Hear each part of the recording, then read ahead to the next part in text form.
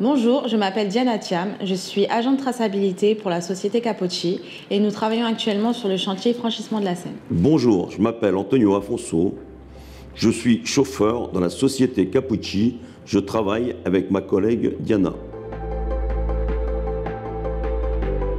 Ce chantier a pour but de réaliser la construction d'un pont qui reliera Saint-Denis à l'île Saint-Denis dans le cadre du futur village olympique de 2024. Alors ce chantier pour la société Capocci a commencé l'été 2021 et se terminera en été 2022. Comme l'a dit mon collègue Antonio, nous devrions terminer la partie Capocci en 2022 pour laisser place à Eiffage qui sont nos co-traitants.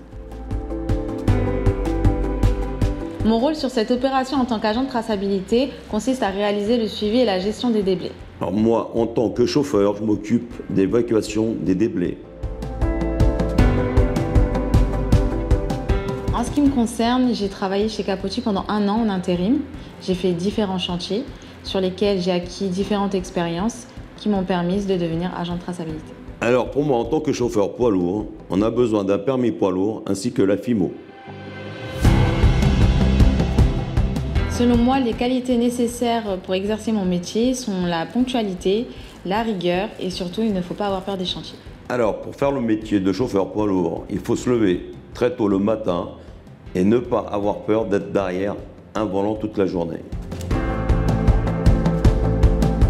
Pour mener à bien les évacuations, il est nécessaire, avant le terrassement, de commencer par les caractérisations.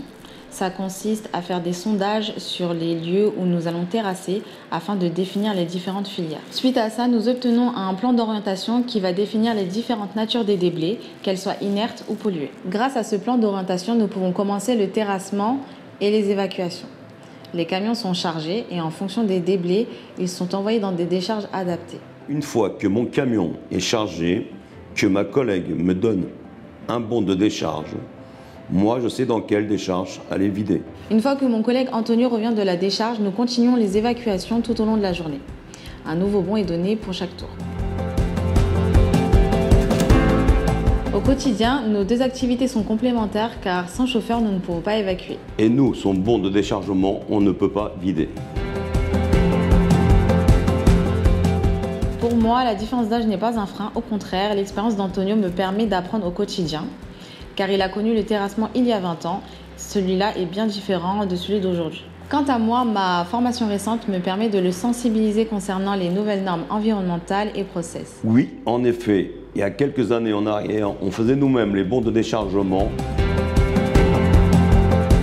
Notre collaboration avec Antonio se passe plutôt bien.